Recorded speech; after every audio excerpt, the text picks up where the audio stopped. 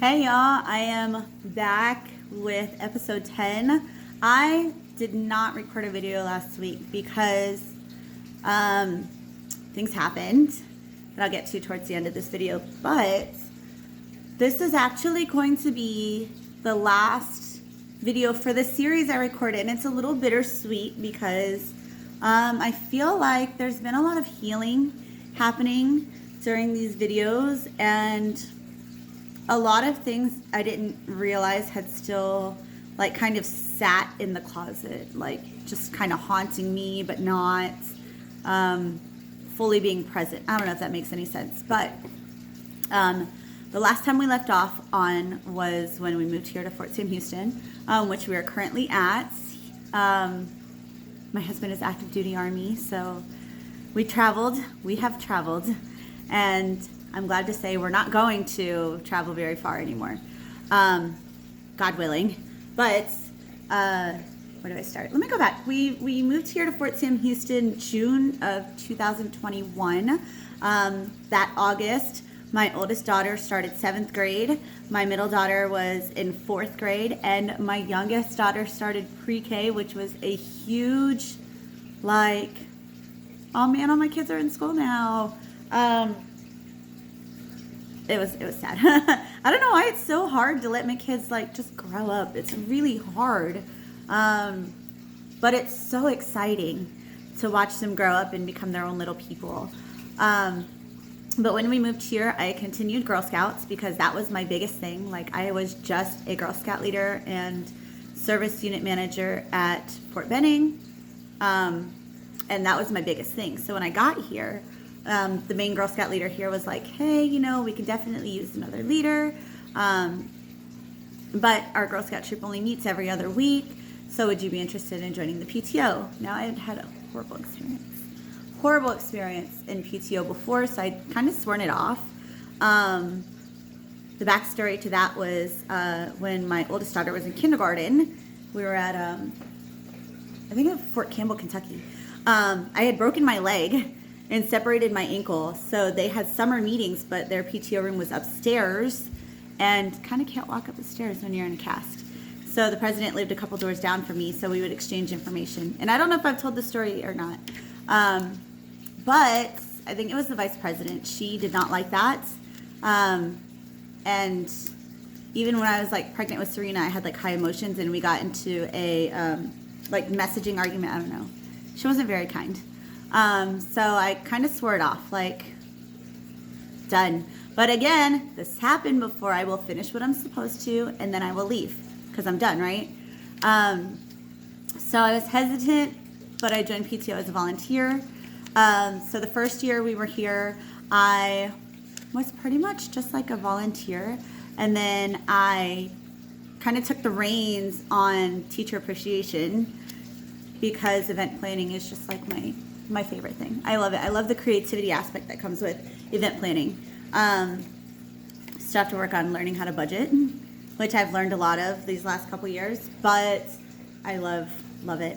And that was fantastic. The second year I took over because the first year we were here, it was kind of like an interim, like help out as a leader where needed. The second year I was here, I took over the kindergarten and first grade level of our Girl Scout troop. And I took on a board position on the PTO, shocker, as the first vice president. So I was in charge of memberships and publicity. So all the flyers I got to create, I got to help organize volunteer events like teacher student appreciation. I was the lead on that.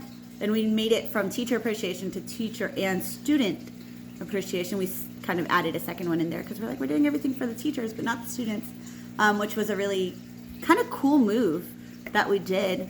And it was such a fantastic year. Like, there was, I think, 4 other board members, and we all just were tight.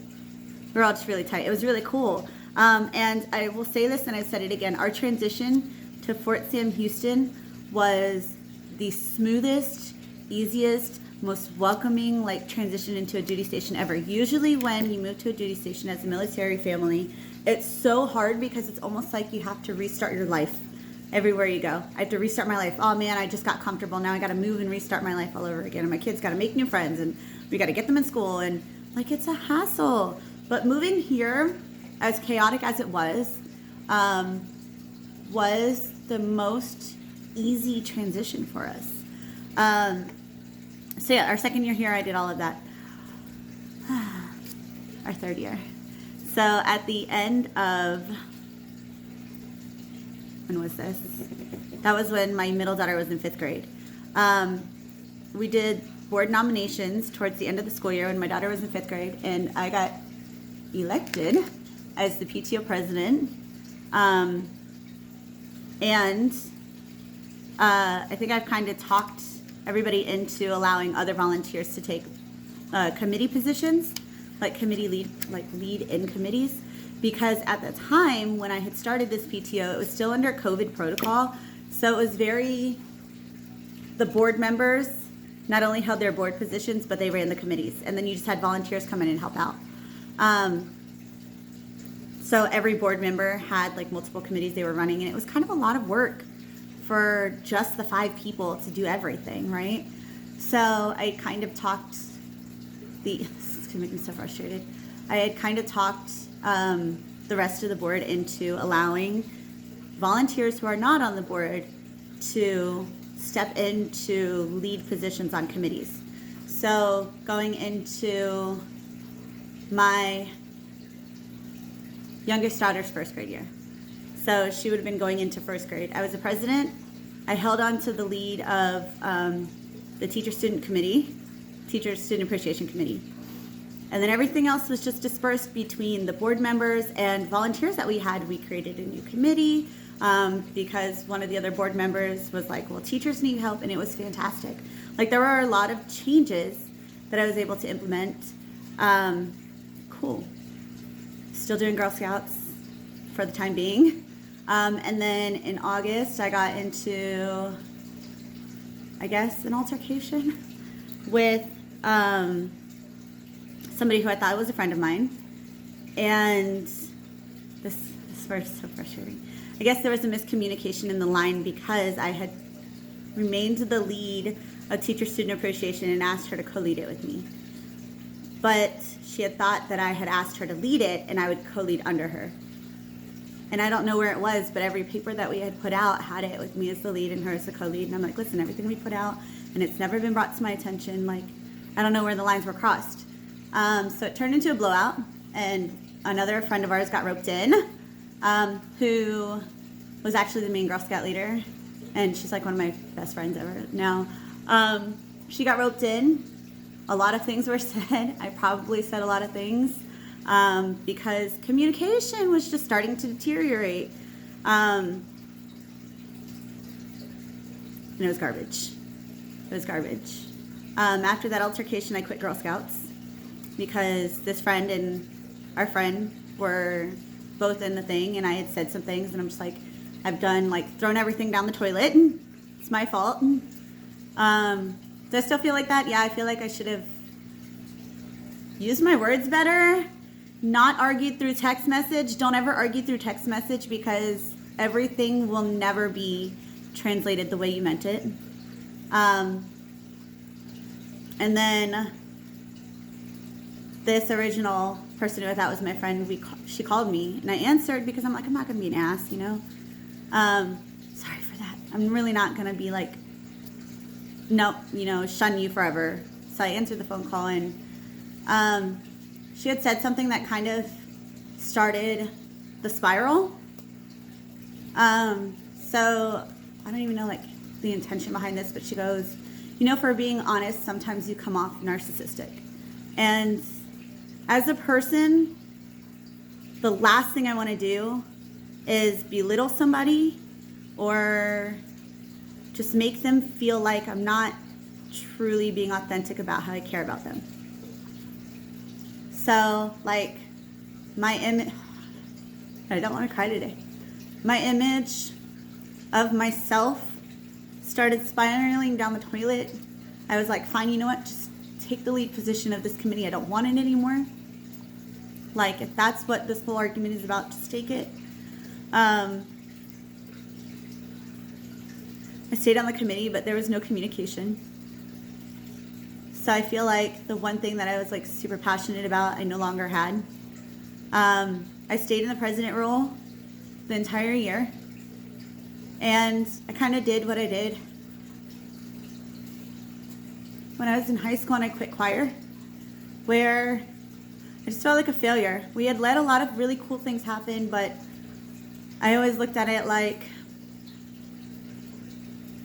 this is not my work. I can't take credit for this. Everybody else, I see their hard work that they're putting into it. This is not me. Like, I'm not doing anything. I'm just sitting here and I'm showing up to the meetings, and that's all I'm putting into this thing. I'm just a face. I'm just a name on a piece of paper. Like, there's no value. I don't have any value here. And I think that took a huge mental health toll.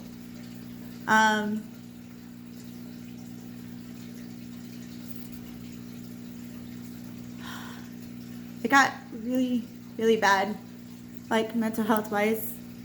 That February school year, I didn't care anymore.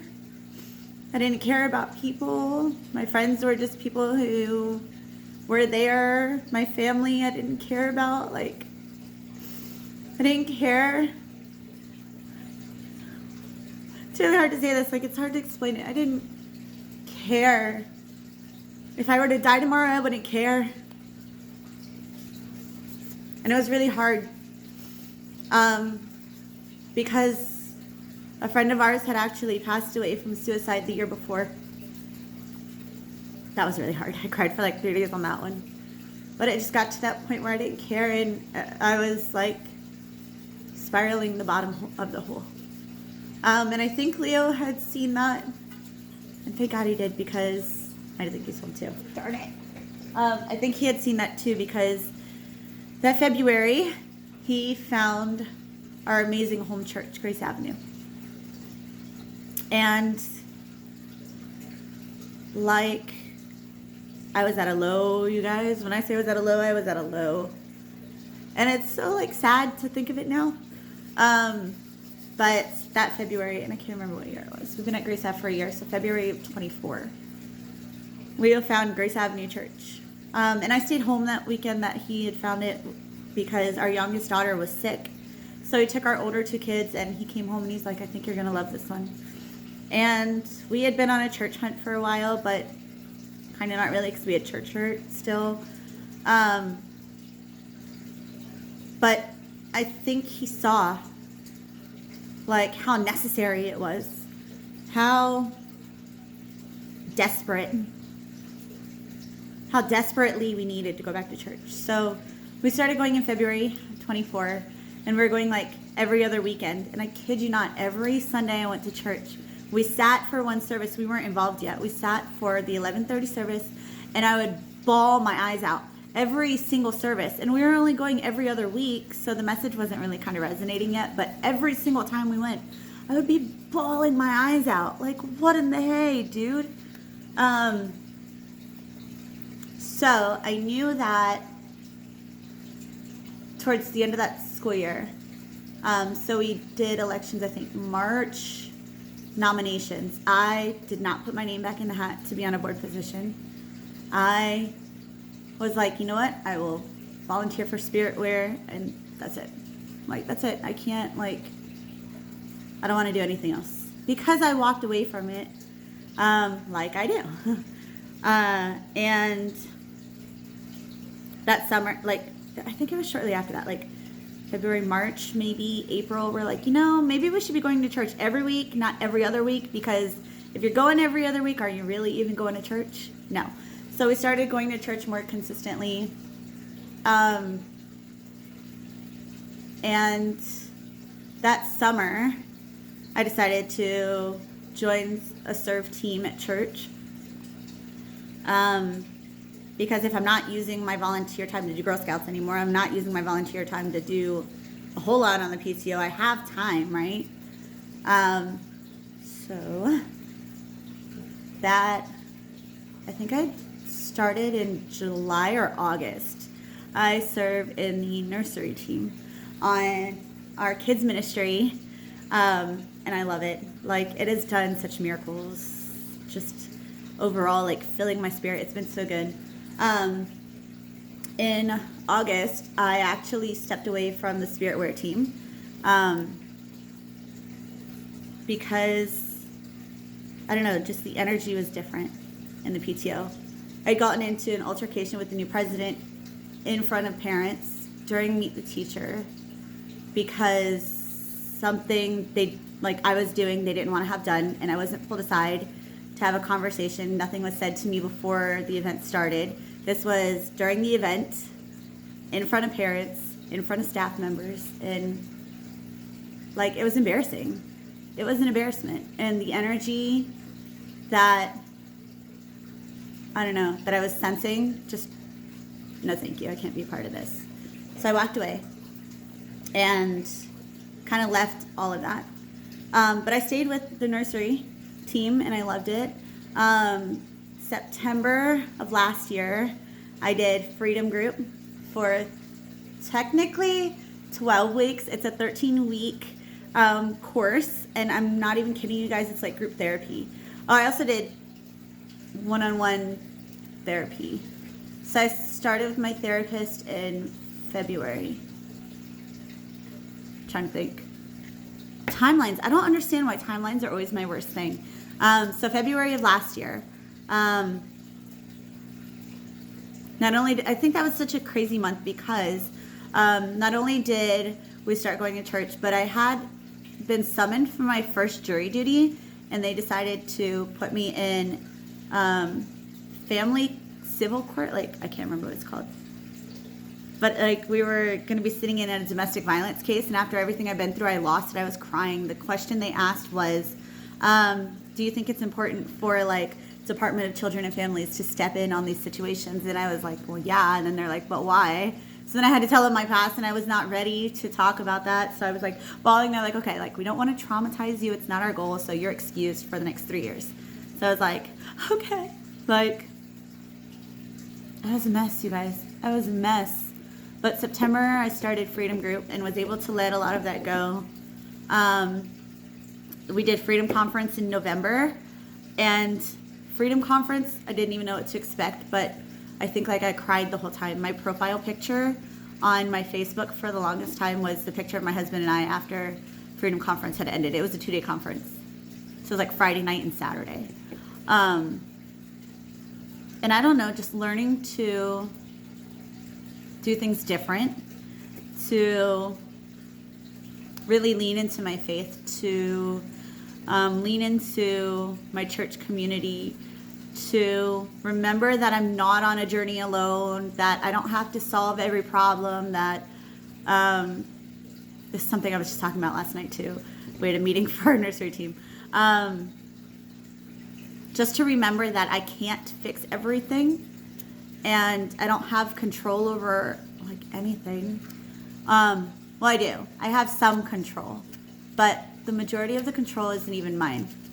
God will things and do things the way He wants to, and I have to be okay accepting that. Which has been a huge. It's not easy. It's not easy. I think since Freedom Group to now, I'm still growing and adapting and learning, and I'm not done yet. But anyways, guys, that brings me to, and I'm probably going to get my kids mad at me for this. I have told my kids they're not allowed to watch these videos yet, so they haven't seen them, but when they see this one, they're going to be like, Mom. So the past couple of months, and this is now, the past couple of months, my husband has been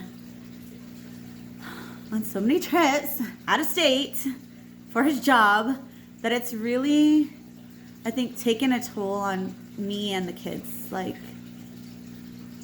We just kind of learned to accept it because he can't say no. That's the downside of being in the Army. You can't say no when your superiors tell you to do something. And it's a long story that I would get into, but I don't want to. I don't want to. But he had just left, I think Friday, April 27th. Is that what Friday was? Something. He had just left. This Friday would be 2 weeks ago. And it was going to be an easy trip instead of being a 2-week trip, it was 5 days because we were slated to go on a marriage retreat on May 2nd, which was awesome. But he left that morning, really early in the morning, and it started out feeling like so easy. It was like, man, this is going to be the easiest 5-day trip ever. Usually we have trouble with my kids. They start feeling a certain way, and they start like not lashing out, but they do struggle, I think, with him being gone. Like their attitudes kind of go down a little bit. They just don't feel motivated to get ready on time or to do their normal things. Like it takes a toll on them. But this time was different. They were excited. They went to school. We were having a great time. Thought it was going to be the easiest 5 days of my life. No. I had picked up my youngest daughter from school, and I was in the pickup line to pick up my oldest kids from school. And I get a call. Like I was talking to my husband on the phone, so he can say hi to our youngest daughter. We were video chatting, and then I get a call, and I'm like, hey, let me call you back. The school's calling me. And I'm like, wonder what it's for. Maybe Anna did something with her grades again, because this school year has been so hard on my oldest daughter. Just alone, we've had to change her ADHD meds. We've had to pull her out of AP history because she was failing the class. And we put her down into standard history right before spring break. But her ADHD and God knows what motivation, all of it she's been circling the toilet, dude. This school year. So anyways, I answered the call from the school, and it's the high school guidance counselor, and she's like, hey, this is Miss Diaz. I'm like, oh, hey, Miss Diaz, how are you doing? Because I've talked to Miss Diaz so many times this school year, just from the class point alone, and my oldest daughter's grades. And she goes, hey, this is not good. So I was like, oh man, it's Anna in her class again. Like, oh gosh. She goes, so when students search something up on their computer that like marks a flag word, we get a notification because the school monitors their computer use, which is fantastic. So Ms. Diaz received an alert, and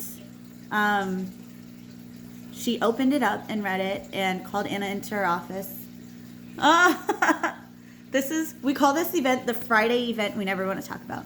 So, and then yesterday we had an appointment with Anna's therapist, but Anna was having a really hard time in her history class, and the workload seemed to be too much, and she couldn't focus, and she was fighting against her ADHD a lot, and kind of like she's ashamed of having ADHD. She's embarrassed by it.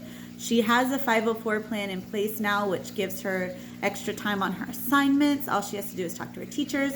She can have extended deadlines, whatever she needs. And she doesn't want to use it because she's embarrassed to ask for help on it.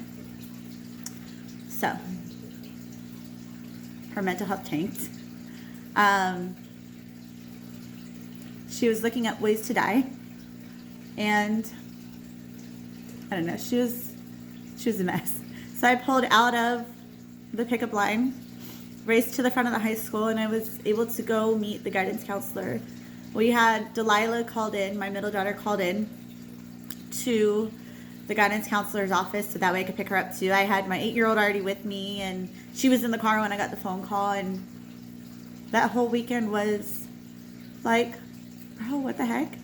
Like, this is stuff that I went through in high school. I don't want my kids to ever think this or feel it, or it was hard. It was very hard. So Friday night we get home, and she goes, my sarcastic child, she goes, Mom, don't worry, I'm not going to pull Hamilton's cousin.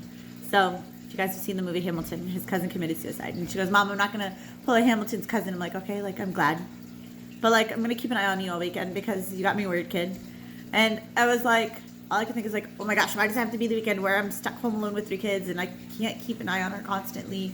Like, why couldn't this have been a Monday and she could be at school and her teachers could be there? Like, I need help.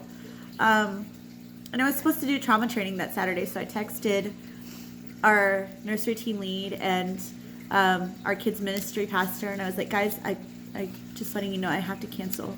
Like, I can't be at trauma training because this is what happened. And normally I would never reach out I would just be like, hey, I have to cancel family emergency. But I would never like go into detail what happens. I'd be like, okay, I got to fix this. This is my problem. I got to fix this. Like, and to know that like now I actually was able to confidently reach out to others was so different than what I would normally do. It was cool. So I let them know. Saturday, Anna seemed okay. Like Friday night, Serena played Minecraft with Anna to kind of get her mind off of it. Minecraft is a big thing in my house. They had fun with it, and it helped so much. Saturday, it was just a really chill day. We didn't do anything. I didn't plan to go anywhere. I didn't plan to do anything. Just relaxing Sunday because, like, it's a lot. Then Saturday night came around. You know, they played Minecraft all day Saturday too. Saturday night came around, and my youngest daughter was having a hard time going to sleep, so she came in my room crying, and, Mommy, I can't fall asleep. I'm like, okay, you can sleep in my bed. Dad's not here. You know, you're always welcome whenever Dad's not here to come sleep in my bed. She actually slept in her own room on Friday. And she hasn't done it for a while, but my youngest daughter has anxiety, which I think we kind of found it in kindergarten, but it definitely triggered last year. And when we found out she had dyslexia too, it was halfway through first grade year. Yeah, halfway through first grade year. And when she started getting help for her dyslexia was when the anxiety went down. But for the longest time, she wouldn't be able to sleep. She'd hyperventilate. She'd throw up. She'd get sick. She'd get so sick and like worked out. So Saturday night, she started getting really worked up. She goes, I think I'm going to throw up. I'm like, Serena, you need to breathe. Like, she's hyperventilating. It's an episode. It's hard to watch your youngest child struggle with that. Like, I know what anxiety is. Like, stop it. So that night I didn't sleep either. Sunday I was like, dude, I'm so tired. I don't want to go anywhere. Not in the mindset to do anything. And I was like, but no, we have to go to church. Church shouldn't be conditional. Church shouldn't be something we just go to when we feel bad or when we feel good, or like there's no ifs, ands, or buts. You're going to church because you kind of have to serve second service anyway. So I served that day, but I stopped to talk to one of our family friends. I was actually looking for her daughter-in-law, but because her daughter-in-law was one of my freedom leaders, but I stopped and I went to say hi and I couldn't say anything. She goes, what's wrong? So I told her what had happened, and like another person I was kind of letting share the weight of all of it this weekend. And I also talked to some of the people in the nursery because like we're a team. That's my team. Those are my church sisters right there. Like, we have such a team culture there. It's so incredible. And just like all the love that was poured into me on Sunday was so helpful. It changed like from like, oh my gosh, this is all my fault, to like, okay, like it's gonna be okay. It's gonna be okay. Yeah, my husband. But that's not where it ends, because Monday we went to the river parade. My friend had gotten us tickets to the parade. I love you, Erica. And my middle daughter was sitting on a wall that had kind of a drop to it, and there was a police officer who, instead of asking nicely, started yelling at the kids. So it was my daughter and a couple of her friends. He started yelling at them to get off the wall. Like, why can't you just be kind and just ask them nicely? So I had to deal with that. Then my husband came home Thursday morning last week. Thank God, because I was like, oh my God, like we need this vacation. So last weekend we went on a marriage retreat. That's what he came home early for. We went on a marriage retreat, and it was such a like amazing chance to get away and not worry about the crazy. We went to Kalahari Water Park, which my kids loved. But it's my husband coming home. Biscuit, that's my dog barking. But anyways, you guys, hi, I'm recording. All of this to say, this never was the story I wanted. It is a story I never wanted, but it's the story I got. Right? He's looking at me weird. So he does this on my Facebook page. And I'm glad to be a part of it. You drive me nuts. I know. You drive me nuts. But I love you. But that is the story I never wanted. It's not over yet. This is the last episode. But it's a story that God handed me. And I'm walking it and learning from it. And I don't know if I can say it just yet, but I know in the end, like, it will make me a better human being. But yeah, you guys, that is it. Thank you for tuning into this series. Maybe we'll do another series in the future. I don't know. But thank you guys for listening to All That Crazy. And just know that the story's not done yet, and we're still going. But yeah. Until next time, you all, thank you, and bye.